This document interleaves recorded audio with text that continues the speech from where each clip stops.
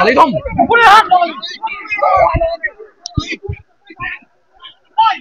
मैं कहाँ हूँ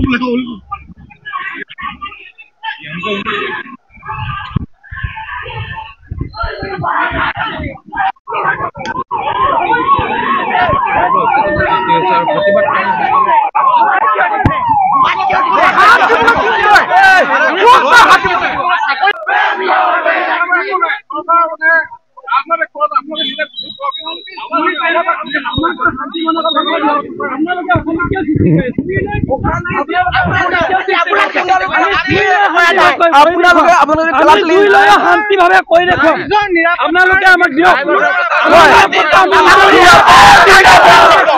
জিন্দাবাদ জিন্দাবাদ জিন্দাবাদ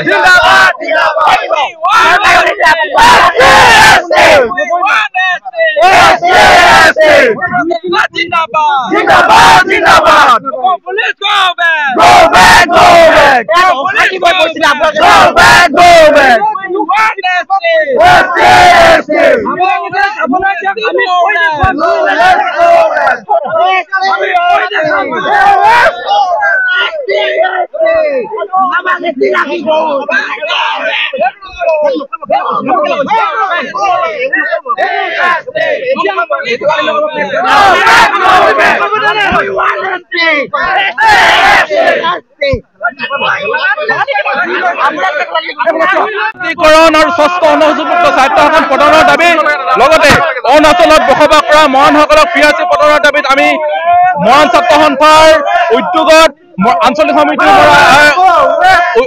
উদ্যোগত আমি এক প্ৰতিবাদ কাৰ্যসূচী গ্ৰহণ কৰিছো।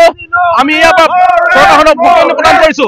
মৰাণসকলক আদিম ভূমিপুত্ৰ থলগুৰি মৰাণসকলক ইমান দীৰ্ঘদিন ধৰি প্ৰতিবাদ কৰি আহিছে, দীৰ্ঘদিন দাবী কৰি আহিছে মৰাণসকলক জনজাতিকৰণ লাগে লাগে বুলি, কিন্তু চৰকাৰখনে আজিকো প্ৰতি তেখেতলোকৰ কোনো গা নৰলে।